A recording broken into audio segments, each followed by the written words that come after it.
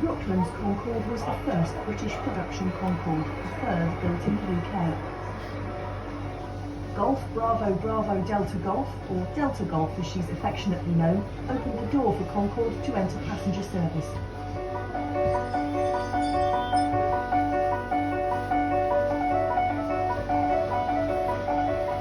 Like every other Concorde, over 30% of Delta Golf's airframe was built here at Brooklands before being shipped to Filton for final assembly.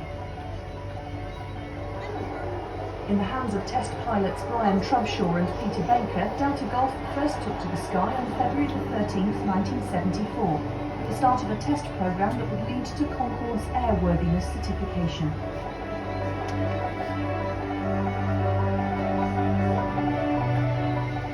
The first flight, which lasted 1 hour and 45 minutes, saw the aircraft fly from Filton to the Concorde test base at Fairford to join Concorde 002 and Concorde 01 in the British flight test programme.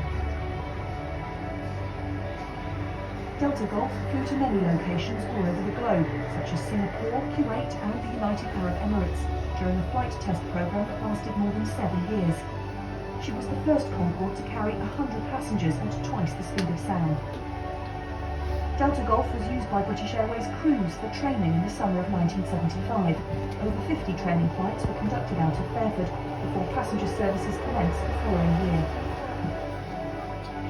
The aircraft's final flight came on Christmas Eve 1981, after which she was put into long-term storage at Filton.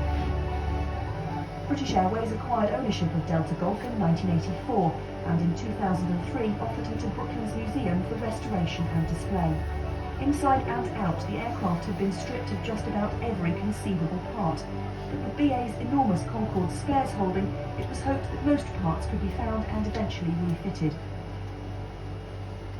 The aircraft was repositioned to allow it to be divided into 5 major sections, after smaller items such as the intakes and wingtips had been removed and transported to Brooklands.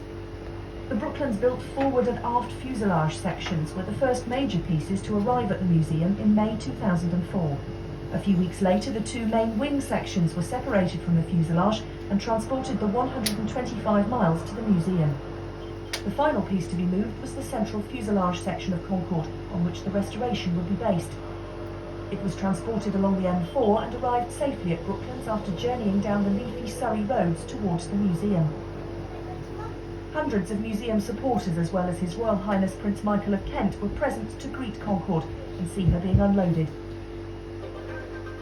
Although it would be many months before structural rebuilding got underway, the volunteer team set to work restoring key parts of the aircraft, such as the droop nose and intakes, as well as beginning to remove 20 years of grime from the fuselage and wings ahead of repainting. The museum's contractors for the rebuilding started work in early 2005. The first task was to reposition the 5 main sections so that they could be reattached. When the aircraft was sectioned, new production joints were essentially formed. Aluminium channel sections were used to rejoin both the wings and fuselage. Alongside the structural work, the main volunteer effort got underway to repaint the aircraft. The surface was prepared before being painted with the trademark Concorde gloss white finish.